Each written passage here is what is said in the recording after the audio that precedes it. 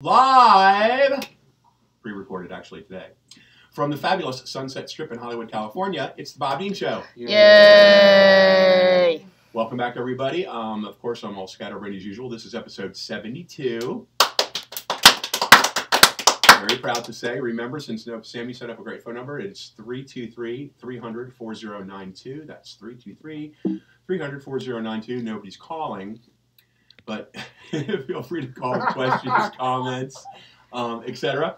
Before I forget, I want to say that the Bob Dean Show, Yay! Speaking only for myself and nobody else in this room, does not support Wells Fargo Home Mortgage because they're crooks, or the billing department at Tower Urology because they are just not nice people.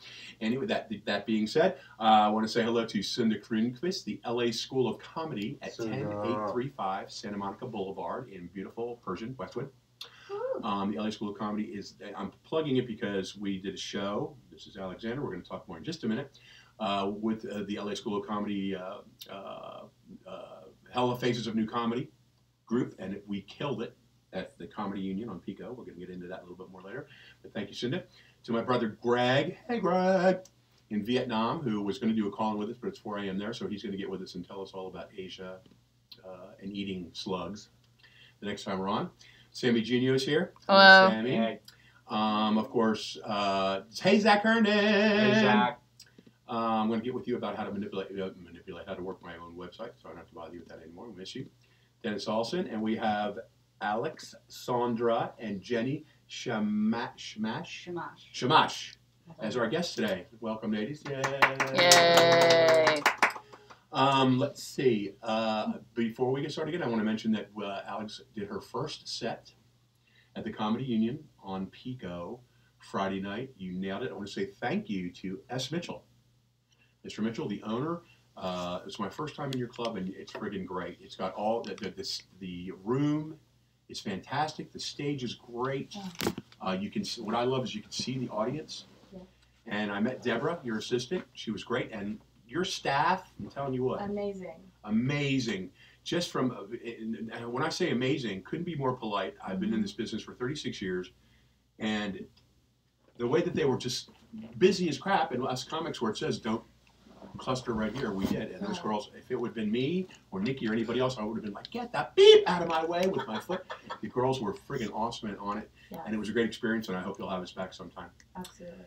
Let's see if there's anything else. I don't think so. Now let's get to the ladies here. We didn't have a whole lot of time to chat with Jenney, and there's a whole lot of stuff I don't know about my friend Alex, so we're just going to turn the floor over to you guys. Jenney Shamash. Yeah. I'll say Shamash. That's perfect. Yeah. Now, Sammy is your good friend and has given me a little briefing on that you are into.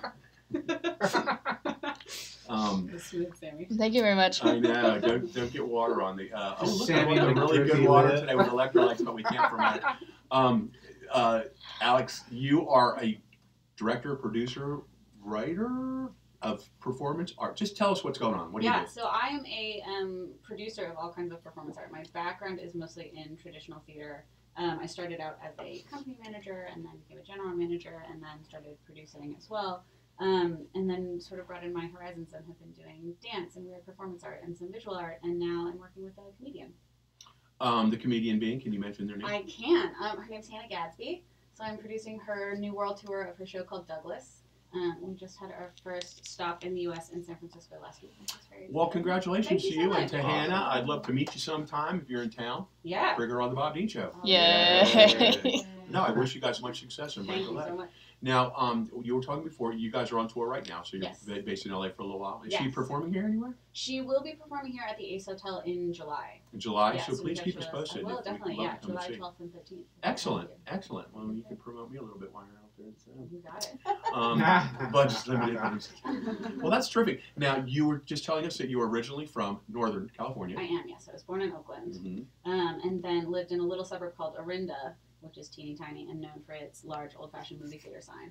Oh, cool. Just all that anyone knows, because that's what you see when you drive by it on the highway.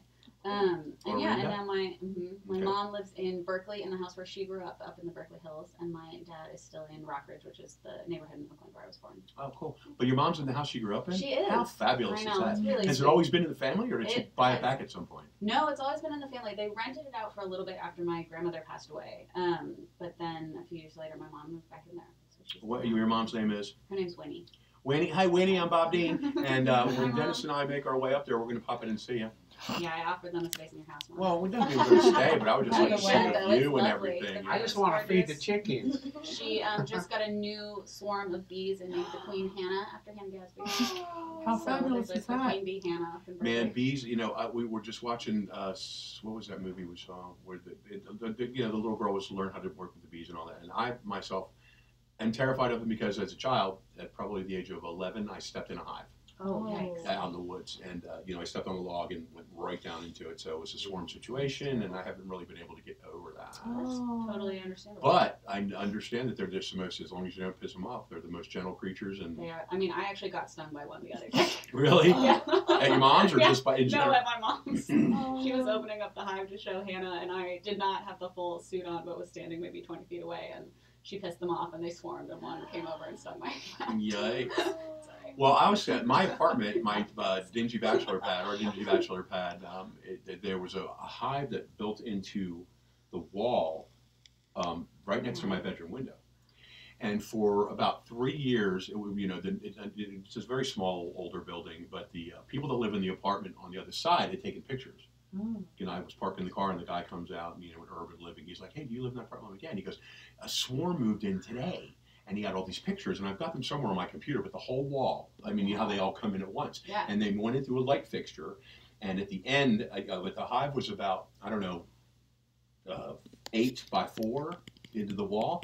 And what the deal was is that when in the morning and in the afternoon when they start coming back, you could stand right, the entrance of the hive was like 6 inches from my bedroom window.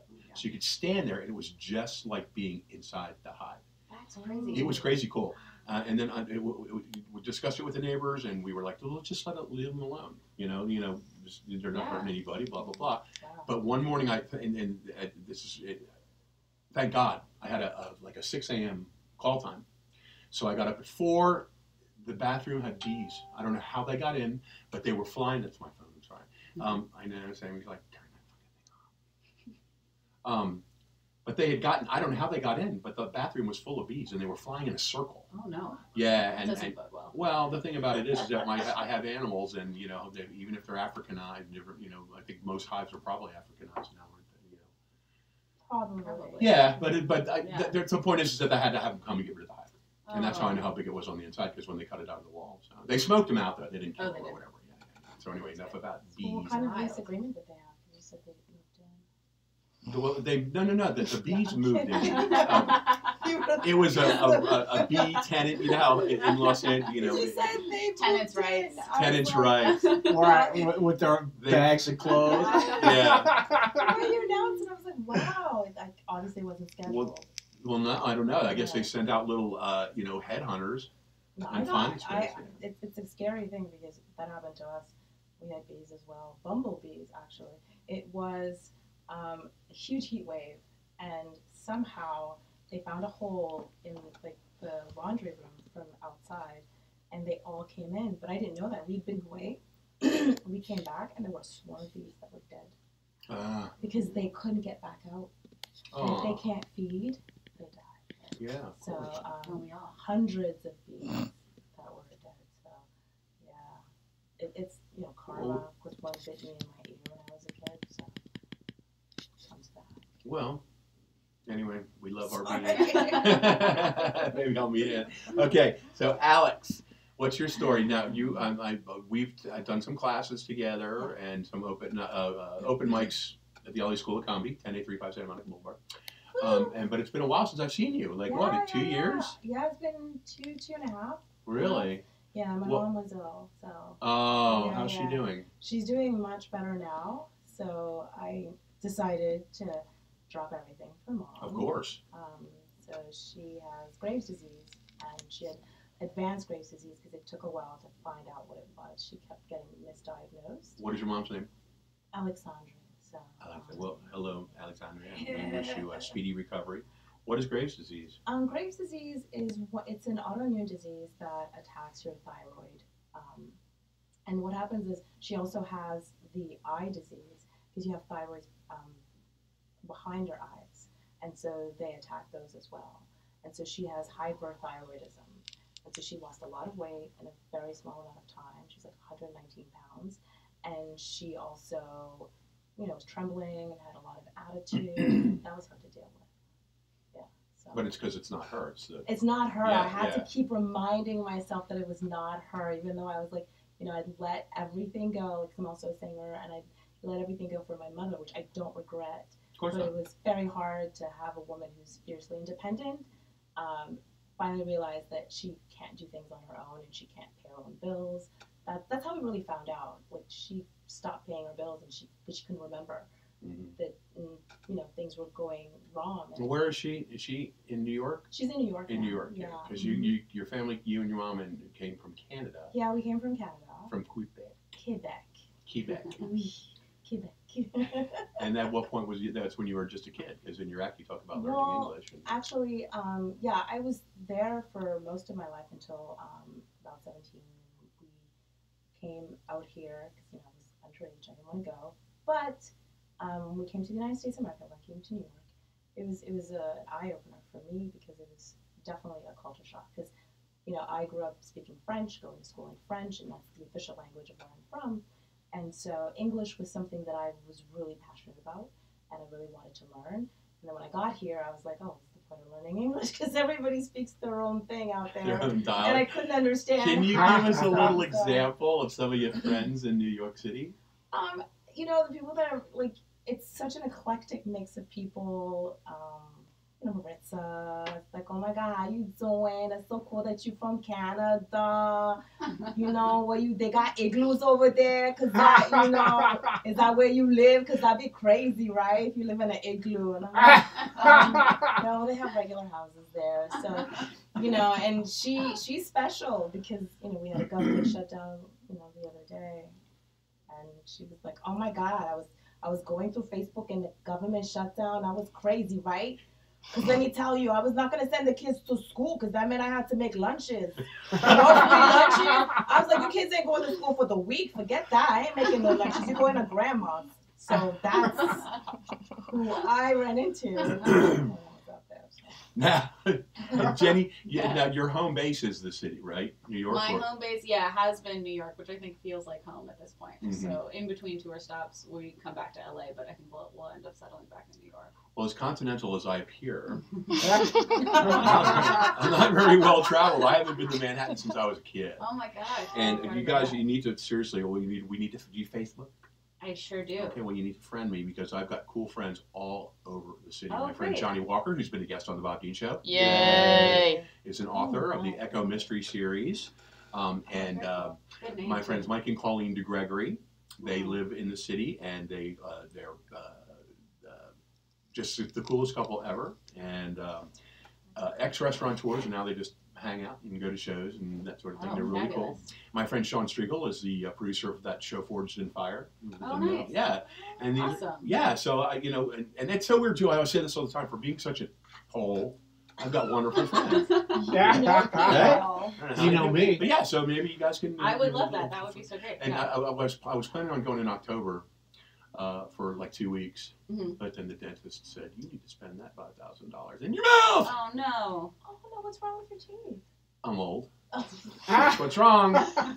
Always flossed, always brushed, but But you always grind your teeth I too. grind now. I did too. He's a Do you wear grinder. guard? I'm a grinder Do you wear a guard? constantly. Oh, if you wear a guard, that'll hurt. Well, let's not get on about that.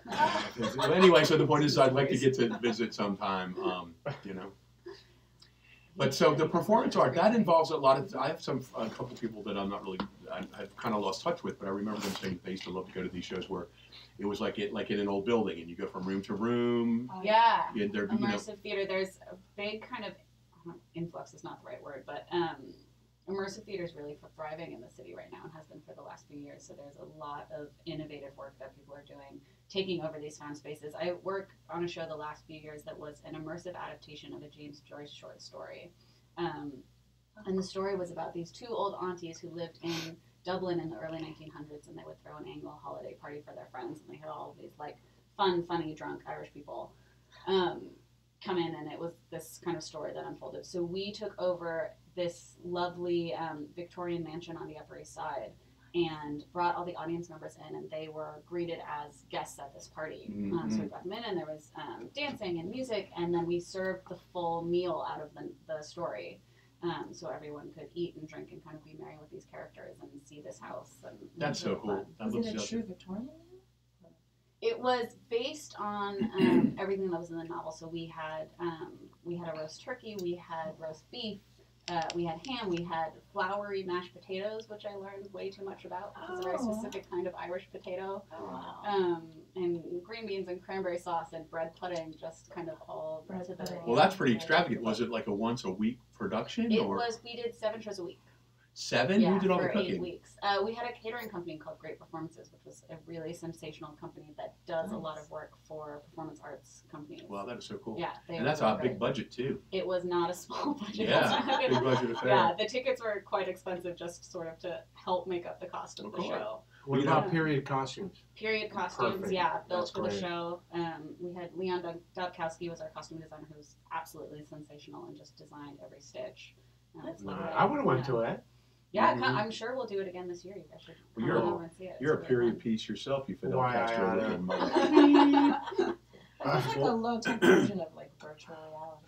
'Cause it's, Yeah, it's Yeah, really, a yeah. funny way to just step in. Well, I've talked about this a million times, so I know Dennis and Sammy especially are tired of hearing about it because I would love to do more theater, but it's just a matter of being a bartender, working the night, blah blah blah. It's just too hard to do. But I Yeah. was involved in a play called a Big Gay North Hollywood Wedding, and it was an interactive play like that, Oh, how fun. and it was great. We had Yeah. such a good time, and it was funny because we were watching Modern Family. I don't know if you've ever seen the episode where they go to it's like a high school reunion thing. And I don't want to. It's friggin' hilarious. And Cameron, the big guy takes Mitchell, his redheaded husband, and the redhead's like, I hate this shit. I hate this shit. I hate this shit. And then something happens to really, but I don't know. I love it, and I love to do more theater. So that's great. Yeah. Theater's great. Really good I mean, time. that's where I started. So. Yes. Well, tell us about that. You started in New York. Oh no, I Or in started Canada. in Canada. I started in Montreal. 14 years old, just wanting to do theater, French theater. It was mostly like, I think you guys call it theatre. What is it in French? It was, I don't want to say it, but it was Théâtre des Mille Visages, which was it's based on method, pretty much, but I didn't stay in that. I went into Meisner. But that was pretty much how I started. We were doing a lot of classical theater and French theater. And then I ventured into English because that was my goal. Because at the time I was like, okay, I'm an Anglophile. And then I turned into really obsessed with the English language because it's one of those things where you're told not to do it. Because in Quebec, it's like anywhere you go, if you speak English, at the time it was like really everyone wanted to do like this whole secession thing. So people were like, you need to speak English. This is a French province. And so I was more obsessed with the English language and I wanted to learn it, so I became like an Anglophiliac because it was all about the English language. And so I went to English theater and I never looked back. And that's it. And so I learned more and more. And then when I went to New York, I wanted to learn more about the culture. And so I kind of adopted different ways that people spoke. I mean, when people were saying things like, hey, use people, how you doing? And I was like, what? Use people? Like, I spent all this time learning English from, like, textbooks. You get, hey, use people, how you doing? What's going on? And I was like, oh, wow. So, yeah. It was We'll just always remember in Southern, bless your heart means fuck yeah. oh, yeah, the South is interesting. Yeah. I grew up in the South from Philadelphia, but we were damn Yankees because we moved to Nashville when I was 12. Just going on 13. Nashville, Tennessee. And back then, Nashville was a very teeny tiny little southern town. Everybody's friendly in the South. Well, that's what I mean. They That's what I'm saying. Yeah. But when they say, bless your heart, that means go to hell. Oh, Alex, you're so special. Bless your heart. It means good. Unless you're under 7 years old or over 65. Then it really means, bless your heart. But so what projects are you involved in yourself now? When did you, so you've been taking care of your mom, bless you. Yeah, so I'm literally just getting back to doing stuff. So, And you've been back in town for how long? About 2 months. Oh, you really are just fresh. That's why I haven't seen you. Well, he Yeah. made an explosive Super entrance Friday night. Oh my God! Your first time on the stage, and we all know how tough it is. But your first time doing, because everybody's like stand-up comedy. So I've got many seasoned friends, theater, television, etc. And they're like, it's the hardest. It's terrifying, Oh, yeah. and it's easy as pie for me. And I guess it's because I've been behind the bar for so many years, and it's basically the same thing, Yeah. And that's where I'm getting. I think I was getting a little rusty because. Except no alcohol. Except no alcohol. But I've had a couple months off because the restaurant is relocating. Wolfgang's taking by Wolfgang's Wiener. I hope they'll put that saying or something. But at any rate, that's where I would work on material, new lines. I just work it into the conversation and people laugh, and I'd be over there going. Oh, yeah. So yeah, it was kind of fun. But yeah, you for your first time on the stage, you were terrified in the back. I had no clue what was going to And on happen. top of everything else, I happened to be glancing at you when you were sitting down talking to Jeff. I think it was Jeff. Yes, it was Jeff. Okay, and something dripped on your head. There was like something. And we were in this, ladies and gentlemen, the Comedy Union it's a friggin' awesome space, Yeah. but it's in a really, really old building, like in like outside Hancock Park, Los Angeles. But anyway, there's an additional back part that used to be so the ceiling's really, really high. Right. And she was just, and I happened to be glancing your way, and all of a sudden you jumped about 4 feet in the air, and you go, something just dripped on me.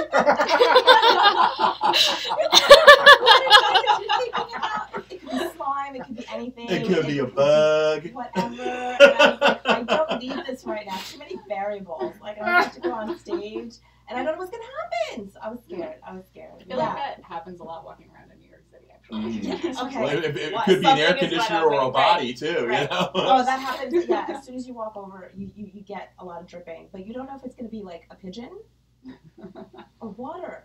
See, these are things I wasn't sure at that moment. Mm-hmm. So I think you would have been feeling the same way. It's Oh, kind of but gross. it was hilarious. So you jumped about 4 feet. You literally did. I got up and I said, "Oh no, something just dripped on me," and I just moved to the other side. You were just, and we said it about 10 times already. But honestly, humbly, I know you were just great. It's my adrenaline. I found out. Absolutely. But It's didn't you feel all great adrenaline. once you were up there and you Once I'm started up getting a there, couple laughs? It's the best high in the whole It's wide world. nothing. It's. I'm not even aware. There's no fear. It's one of those things. And before I get on, I'm not afraid. Because I found that out at one point that it was really just a lot of adrenaline. So now what I do is I try to work out like right before. I try to do something to sort of get all that energy out, and afterwards I have to get all that energy out because it happens right off stage. So right before I get on stage and right after I get off stage, it's the same feeling. Mm-hmm. So I knew it wasn't fear because I've just done the show. So it's all about getting rid of that adrenaline and then sort of finding a place to put it. Yeah. Well, I bombed so bad at the Ha Ha Club about, No way. oh my God. I don't I believe literally, and there were these 3 African American women in the front row. And I enjoy hecklers most of the time. But I was like, you know what? I'm done. And I was exhausted. My excuses. I really was exhausted. And it was like a 3-hour show. And I was one of the last people to go up. And I really bombed. But what do you think made it that you bombed? I just didn't put my Was you heart. tired? I was exhausted, and I made the mistake of having a drink. Because I love to drink, but never, ever, ever, ever. I know, and because the very first show I ever did, like 12 years ago, at the Belly Room, at the Comedy Store, I was like, I have to be drunk, and I got a lot of laughs, but still, I felt so bad about myself, and I never drink, and I also like to lead, and when I love it when my friends come to the show or when the audience laughs and all that sort of thing, but for some reason I'm so wound up. I just want to get away, because people want to wish you well and shake your hand and that sort of thing. And God, don't think for one New York minute that I don't appreciate it. And I'm glad that people like my set. Right. But for some reason in my head, I just want to get away from everybody for at least a half an hour, 45 minutes to just decompress. Because all you're doing is going, thank you, Yeah. But I did have those one. I've had 2 people. The black guy that came up to me because I did my thing about the. well, I don't want to spoil it because when she might, but there's a Yeah. part where I talk about the lady in the supermarket, that was so friggin' rude to me. Right. And he's an African American comedian, and he's pretty well known. And he came up. This is when we did a set at Bar Lubitsch about a month, 2 months ago. And he came up, and I thought he was going to shake my hand and go, "Nice set." And he shook my hand and he goes, "I didn't think that was funny at all." What? And he was whispering it to me, and I go, "It's comedy, man." Right. And he goes, because he thought I was making fun of the African American women all over, for everything, and it was just that one bitch in the supermarket that was so mean. But then once when I was doing a set about this was at the Laugh Factory about 4 years ago, and I was talking to Erwin Moskowitz. Hi, Erwin, my good friend who in the play Big Gay Hollywood Wedding, he played the father. He was another character. He's a short, handsome Jewish man, and I'm a tall, hairy, white man of privilege. And there's a scene in the play where we really got to get into a fist fight, and we loved it every week because of that. We take out our aggressions, and we're very, very good friends.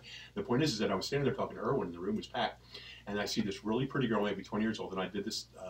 I made a comment about how are we supposed to afford a place to live when the Chinese and the Persians are buying up every piece of land? Yes, you can. And this is what happened. And I was talking in the set, and I'm like, what are you supposed to do when the Chinese and the Persians are buying everything up in cash under our noses? I was talking about politically why we're bitching about the wall and this sort of thing when the underlying. No, I'm not going to get political.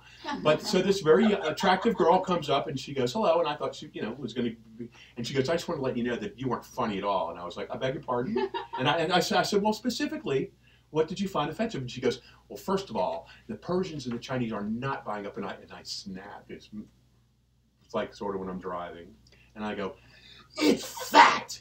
Look it up. It's called flash buying. And furthermore," and just like the woman, and I go, "And furthermore," and Erwin goes, "Bob," because the girl was like, "Ah." He had to be there, but No, it happened to me like when sometimes I'll say certain things and people will say, and I've experimented because I'm from Canada. And from Quebec, and honestly, the vernacular is a little bit different, and people in New York use the N-word all the time, and so because I over enunciate, the N-word comes out like so it's like N-er instead of N-A, right? And N-a or whatever it is, and so I've had white people come up to me and be like, "I'm offended by the N-word," and I'm like, "You're offended." Really? Yes. Imagine that. And if I say something about even Black people or something like that, invariably someone will say something like, "You're offensive." And it doesn't matter if you're Black, if you're talking about Black people, if you're anything, it's just anything that has to do with race or socioeconomic issues at this time is like a hot button. Taboo. Yeah, it's super taboo, and then we've lost, I feel, this sense of humor about everything. I mean, that's... Well, yeah, and that's what's too easily offended. Have you ever done comedy in any, like, on stage? Or I have never performed, period. So Full smart. stop. So smart. That's never have you ever been a wanted thing. to? No. Oh, Even I've smarter. always really enjoyed you're the being daughter the, my like, mom has always wanted. Well, the sort of, yeah, well, a lot of people controlling, would rather be behind, conversational, behind the larger scenes creative on mind, it. but not, I yeah. Well, you do the hard work. Like, she does the hard work. I'm like, I enjoy doing the show, episode 72 of the Bob Bean Show. Yay. Yay. But when it comes, I'm just like, well, we have fun back here with everybody, but then I'm like, you do it. Well, mostly, because I don't know how to work computers. You guys, then they can attest to this. I was having a friggin' breakdown at the parking meter because these parking meter, they've Los Angeles, everything's metered, but these lots where you pick the number and then you go to the little box and you put in the space, and you don't know whether you're supposed to wait 15 seconds or wait till the screen tells you what to do, and then you put your card in, but you don't pull it out quick enough, and then I didn't press the right bit, and I'm standing there, and I'm Is that the one at the Comedy Store that wasn't even working? No, the one right outside here. Like 5 minutes ago. And I'm literally screaming out loud, and Liz walks by, and she's like, "Just take a breath," and she goes, "Beep, beep, beep," and ta-da. Seriously, 3 seconds. Yeah, I was She goes, greeted "Beep, with beep, beep, that. beep," and she's like, "You're all set," and I was like, Girl power. "Yeah, thanks a lot, Miss Me Too." But so anyway, the point of me going on about that is I just, I've tried to sit down in front of the computer and do things, and I get 5 seconds into it, and I mean, whenever it says enter a password, I want to take a butcher knife to my Apple desktop laptop, chinky Oh chinky. my gosh. So anyway, I mean, that's fair. I don't like computer. I love sitting behind. Only the half of my them are in friends. his password book. I have Create a new FBI password. agencies. When you press something in, I'm like, oh my gosh, I made up that password like 7 years ago. Screw you. No, now they'll tell you, please don't use that password again. Well, what is it when it comes up and it goes, use suggested password XYJK, show me number. Oh, yeah. And I'm like, no, That's because my just a password to momentary everything game. is, no, I'm not going to. I was just getting ready to tell everybody my fucking password. Do it. But no, because you'll never figure it out though. Because Call I put me a couple later. of 1, 2, 3. I put a couple 1, 2, 3s and an exclamation point and an asterisk. What's it called? Ampersand. Ampersand. Oh, You know, I throw a couple of those in there That's every good. now and then. And then I'm like, did I put a capital O in there? Or do you whatever. save your password somewhere? You should Sometimes say- you no. should say. I mean, I don't know. Let's change the subject to password. You know what password is? Password was a friggin' awesome game show in the 50s and 60s. Oh, yeah. Password. You remember that? Too. You can watch it on the Game Show Network now. It's like where there's like two, like Betty White and some lady from Schenectady and Paul Lind and some, and they're like, password is fountain, and I'm like, water, Oh, and you go, and I'm like, sky. so it's You have to use charades. one word at a time. Oh. Yeah. Oh, yeah. So you It guess was what a password- great. Yeah, it was Gives an clues. intelligent, fun Yeah. game show. Like yeah. the pyramid game a little Yeah, bit. yeah, exactly. I don't even know if they still have. The Americans are so clever. Sometimes. Go America. Seriously. Oh wow. That's what I did when I said Canadian. I have a really good friend who's from Toronto. Toronto. They Tracy say. Badachka, if you're listening, Tracy, and her husband Paul Deacon. Yeah, that's what Drake's from. But People always ask me it was in a kind of a semi-formal situation, and I'm like, well, this is my friend Tracy Badachka. She just moved here from Canada, and Canada? I said Canada. And she just looked at me and she started laughing, and the other people were like, what a moron. What a Canadian I'm from active. Tennessee. I You know, told it me I'm could from have easily Tennessee. been that. If you think about it, It makes could it have sound been really exotic, Canada. actually. Canada, Because yeah. we have Acadians who are Canadians, but they're from like New Brunswick. So And we have a local place called Arcadia. Arcadia. Well, and there's Acadia National Forest, right, in Maine, just below. Oh, Ah, see, there's a lot of reasons why I said Canadian. yeah. You're not alone. I think it's Yeah. the English language. The English language is super unpredictable, so it's sometimes hard. Because when I learned it through reading, and so I'm now figuring out certain words aren't said the way that I thought they were Oh, supposed no. to be said. Yeah, Like which one? like Ari. Ari, that's yeah. my friend at the car wash. No, but I thought it was Ari. I was like, oh, things have gone Ari between me and my friend, and it's a rye. Oh. No idea. It Did was not actually know what you were saying. Right. And- Oh, I know what you're talking And about. a I've rye got is stuff like that, also a too. loaf of bread that you buy. And There you go. Found out it was a rye. I'm naming my daughter Aria with a rye in the front. Hey, you know what? I'm going to change the subject for a minute. What, Netflix has so many great shows, and we're really, really sorry to say goodbye to The Unsinkable, Kimmy Schmidt. Oh, God. The Unbreakable, Kimmy Schmidt. Did you guys see it? I saw the first season. I'm sorry. You either love it or you hate it, and we had to keep rewinding it because we'd laugh so hard because the lines are so quick. But we that's binge cute. watched it to the very last episode, so we started watching Dead to me. Dead to Me. How is that? Incredible. Oh my Is it God. really? Oh, Let me tell you what. Listen, audience. Dead to Me, Christina Applegate, who I've always loved anyway. Love And her. I can't remember Jenney, who plays Judy. She's got an Italian, and there's billboards all over Sunset Boulevard about it. We just happened to see some, like, let's click. We clicked on that, and let me tell you something. Turn off your friggin' phone, put on your jammies, and make a big bowl of popcorn or order a pizza and get it all done, and don't be interrupted because it is friggin' Oh, great. what is it about? And it's about, Christine Applegate plays a wife, mother / realtor, Mhm. and her husband dies suddenly. He gets hit by a car. Well, I was not trying to, Oh. but you from the very Spoiler beginning. Come on, I'm not trying to make you All feel right, bad or I know, anything, I'm but just that's why, playing. just let me do that. Oh.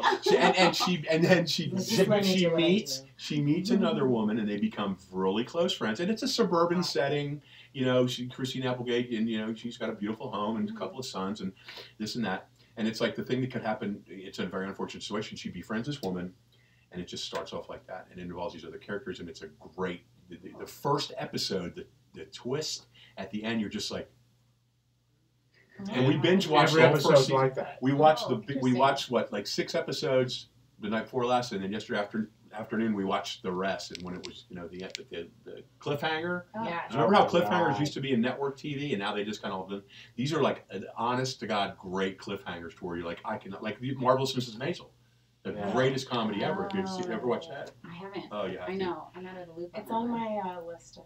Well, that's just it. It's not. I watch more friggin' reruns. Like I can quote you anything from the Golden Girls or Design. Oh my God! I love got into the Golden Girls. Best show ever. I watched the Golden Girls a lot when I was like homesick as a kid because Yeah. it would be on at the afternoon. It was great. Well, The Price is I Right. remember when God rest my parents, Bob and Stella, when I moved back from Miami the first time, and I was living at home for a while. It was the craziest thing because like on Saturday night I was like 25. And the Golden Girls was on like the thing. And Saturday nights I would stay home and watch the Golden Girls with my folks. Aw. And we would laugh our asses off, and then I'd be later, and then I was out clubbing. But and then the next day, or when Golden Girls was on Saturday, but I would wake up, this is back when I was a hardcore partier, ladies and gentlemen. But I would get up on Saturday mornings, bloodshot eyes, and literally drag myself to the television to watch Pee-wee's Playhouse. You know? That's so Anyway. cute. Yeah, The Golden Girls is a great show if you've never watched it. And you know what else is another great, well-written show from back then is Designing Women. Oh, I haven't It's a seen that. You know, great. Are you familiar with it? No. I Oh am. my Oh my God! It was gosh. on for like Yeah. it's Yeah. 8 seasons. It's about 4 women in Atlanta, Mhm. and Delta Burke is like the most awesome. it's about these 4 women who are and Delta Burke and her sister Suzanne. Yeah. Delta Burke's like this beautiful woman. She's deceased now, and she has a design firm that she runs out of her Victorian home. And then her sister Suzanne, who's played by Delta Burke, Dixie Carter, Dixie Played Carter, Suzanne. Yeah. and Burke's Delta not Burke played. No, she's still around. But Delta Burke was very slender and beautiful at the time, and but her character evolves into being more of a full-figured gal, and it's a brilliant show. And then Annie Potts, who's in everything now, plays Mary Jo, and then Jean Smart, who is a character actress who is brilliant. You'll love it. But it's a great program, and it's just it's comedy, but it deals with a lot of political issues at the time and social issues at the time. But it's just a very well-written show. So check it out. Yeah, I And to discovered all listen. of these things recently on YouTube, like because you know in Quebec some of the things you just don't get everything, and so I've been able to sort of figure out like a lot of stuff in the United States based on these shows. So when you watch Golden Girls, then YouTube will suggest other things, and I got into some Designing Women, Designing Women. and oh my God, and the Jeffersons and all of Oh the my God. family. See, I those got to shows. watch two that. classics. That's so Let me tell you something. awesome. This is what I was talking about too. Is that those are all Norman Lear comedies Yeah. from the '70s, and it's painful. I'm sorry, you know, I want to be an actor, and I will do anything for a buck. Like Modern Family, I find to be, and all these shows I'm catching up with. Now we have 2 syndicated broke reruns, girls. and they're awful. I'm sorry, I'm What only is the speaking for point? myself, but 2 Broke Girls and The Middle and The Blackish. middle? What's wrong with the middle? They're just You like to milk them in the middle. I didn't even get that one. Knock them in the middle. Remember Oh, Malcolm? Well, yeah, no, but I mean, I like all the Never mind. people that were in the show, but I don't know. There's something about the writing. It's just I think it's kind of a dumbing down situation. Yeah, It's it does feel like it's becoming less it's and less intelligent. everybody. You know, everybody hates Christians. Everybody hates school. Raymond. Everybody hates this and that. You know, it's like a bitter message, I think. But the point of going on about that is All in the Family opened the door for so many things, Right. and you could never do. But the Jeffersons and Good I Times, they were all spin-offs from All in the I and haven't Maude. watched Good You ever Times. watched Oh Maude? my God, I discovered Maude. Maude. See, Right. those were all shows from the Yes. mid-'70s when I was growing up, and they were comedies, but they came right out and talked about things like integration and It's the all cost of political living. topical. You know, Yeah, and now they made it's it all comical, but it was also talking about like food prices and gas Republican war. gas, everything. It brought what current events into view. You know, and Yeah. And another thing it did that I noticed, especially when I watched Maude, it actually highlighted how people were so insulated in terms of living in the suburbs, Yeah. knowing what everyone else, especially Black people, and so it was really fun to see her interact with Black people. Well, because in the first few It's seasons, really her maid was Florida, who was the Right. mom on Good Times. That was a spinoff. And Florida took no shit off of Mrs. Finley, off Maude. Yeah. And Maude's, B. Arthur was like, I'm for integration, and this and that. And Florida be like, girl, you don't know what you're talking about. I just want to go home and go to my family. Yeah, I'm not even involved. But they're just great. They're great comedies. So. No, Maude, I found out from All in the Family. She did an episode when they got sick, so it was really cool. Oh, that was hilarious when they were all sick and Archie hated I Maude. was like, I want to know this one. Maudie's here. Oh, it was good. Okay, we're down to our last 10 minutes, so would you like to play some of our game? Yeah. Okay, Dennis is going to, quietly, because I love his intro. What time is it, Dennis? It's time for Just Jump! Bless her heart. Okay, now, Just Jump is the Amy Vanderbilt's Everyday Guide to Etiquette from 1957. Mr. Olson chooses and selects at random questions for the panel. Excellent. And we try and come together on what Miss Vanderbilt said was the correct answer. So, Dennis? When friends and guests come to your home to spend the evening watching television or playing cards, is it expected of the host or hostess to serve refreshments? Yeah. Yes, absolutely. Of course. You gotta serve Cool. refreshments. Something, a cheese platter, Something to nibble on. Yeah. Yeah. It is usual to offer something informally, so long as the serving of these things don't interrupt the viewing or the card playing. On certain occasions, a late supper is served. Now, see, remember, that was back in the day when a program was run once and you came to watch it on the huge television. And when no more sure. opera gloves. Yeah. And people sat around. And poils. I remember my parents having comedy album parties, like Bill Cosby's albums or Eddie Griffith's albums or Lily Tom, and the neighbors would come around and they'd drink and smoke cigarettes and sit around in the living room and listen Clink to these glasses. albums and laugh their asses off. Okay, another question, please. Is it all right to use informals in giving thanks for a wedding present? Giving informals? Is it all right to use informals No. in giving thanks for a wedding present? No. What does that mean? Like, instead of saying Mr. and Mrs., saying... I'm thinking it means a written response. No, meaning you've got to actually write down. Right. Thank Right, it's not you. like a formal... A formal thank you Right, card. a thank you, hello, thank you, you came to my wedding, you came, you gave me a present, thank you, appreciate it, later. Hope you can read my handwriting. I really enjoy that anything formal is inherently British. What is your That's answer? right. Yes or no? I think I forget how the question was. Is but it yes, all right I think, to use informals No, I in think giving thanks you for a have wedding to be No, it present? has to be formal. Yeah. It has to absolutely be formal. Yes. Yes, it is okay. It's Yes, so long as there is no greeting that Oh. substitutes for the written words of thanks, and in the informal is conservative and of a good quality paper.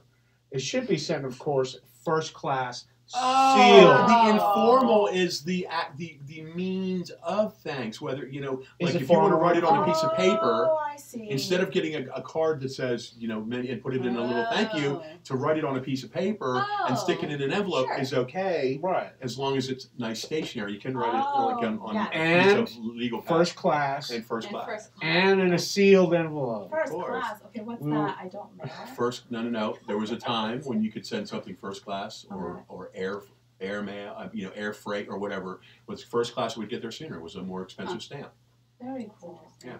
And First class, baby. first class on the line, girl. Not like these forever stamps now, because you need to buy them because forever the postal rates keep going up. Yeah, keep forever. And I support my local my post office. Oh, I don't understand all of that. That's crazy. Yeah, you need to be able to see because you kids are always you kids are always sending an e-card or an e-vice. I don't got time. I got 3 kids. Yeah, No one's got time for that. You can dial a phone. No. Okay, next. No time. When you are writing to a Yeah. woman in business and you don't know whether she is a Mrs. or a Miss, what do you do? That's a good question because Ms. wasn't introduced until the late 70s. Oh, Ooh, interesting. you caught that one. Yeah, so This is a very dated You question. say, Yes, it hey, is. you, what's going on? Yeah.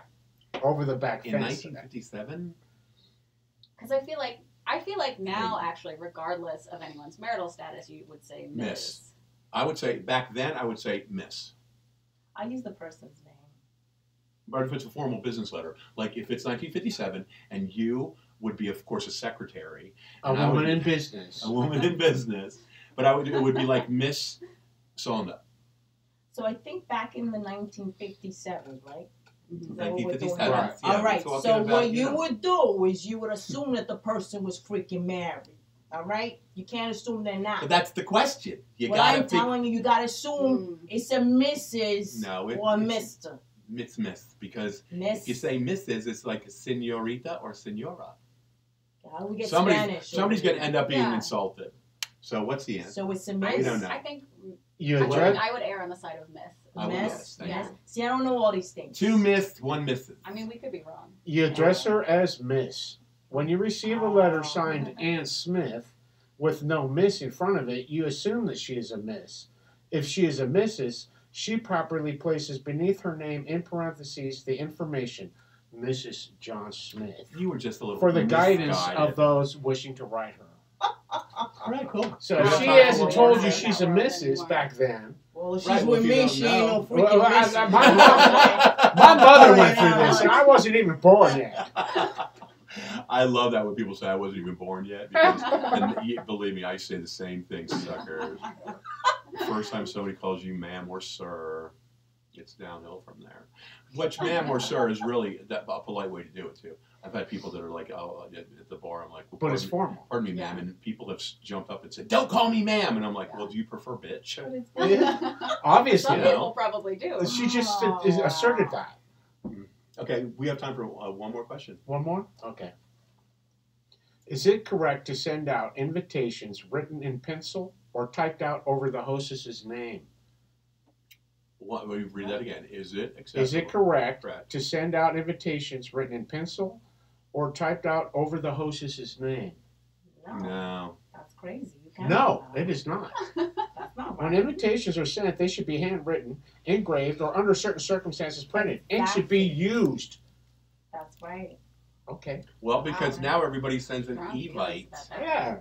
which probably is why I'm always like the last, because I always forget how to Evite and return it. And then they're like, what are you doing here? That's crazy. I just was get out I the was window. Evited. I was Oh. Evited. I had a woman say that to me at a party in Nashville once. I know the owner. I was estranged from this. I was estranged from this local group of yuppies, we called them at the time. And No. the hostess invited me to the party, and this woman walked right up to me in the middle of the room. She goes, "What are you doing here?" And I said, "Loudly, that I was excited." She was like, "Because I like to make a scene wherever I go." Nah, I just shot out the window. I gotta say one more thing because we're gonna have to wrap it up here soon. But I wanted to tell you the story about when that thing fell on your head. Yeah. I used to have my little white convertible, Sammy, that you live. So 30 years ago, I had one just like it, except it was mink brown. And I was sitting at a traffic light one day, and I had the top down, and I stretched, and I'll never forget, I was yawning like this, and I felt something go, okay? And a bird pooped. Thank God I had my eyes closed, and a bird pooped on my eyelid between my glasses and my eye. Oh my God. And I went like this, and I took it off, and of course you go like this, and you could smell it immediately. And I was like, and with my good eye, the woman in the Volvo in front of me was going, because she saw the whole thing in a rearview mirror. It's like you got schmear on your You got schmutz. That's disgusting. I had a Pelican. Well, we went on to Daytona Beach in 1979 when I was senior class favorite. Like 15 of us went to Daytona Beach and walked out with Ann Richardson, and we walked out onto the terrace at the Texan Hotel in Daytona Beach, and we're leaning, and we had been there all of 5 minutes, and a seagull crapped on my shoulder. So of course we were there for 10 days, so it was the first thing that I shoved in my laundry bag. And I'll never forget, we come home and we're all sunburned and everything like that. And the first thing my mother says is, "Welcome home, I love you, give me your laundry." And I'm sitting out in the patio talking to my dad or somebody, and I hear my mom go, "Woo!" because she got to the bottom of that 10-day-old seagull poop. I had to get out the Wasn't a smelling salts blooper. to wake her up. Oh my God. Well, we have come to that time, ladies and gentlemen, where it's time to say goodbye on the Bob Dean Show. Yay! I want to thank Jenney Jenney and Alex. Shamash, and Alex Sondra, and Dennis Olson, and Sammy Gino. well, for being here. Remember, you can call us at 323-300-4092. Somebody call us, even if you just say, beep you, Bobby. Let's see what else. You can follow us on iTunes, iHeartRadio. Please follow us on iTunes. Download us on iTunes, follow us on iHeartRadio, and listen on Stitcher, STITCHER.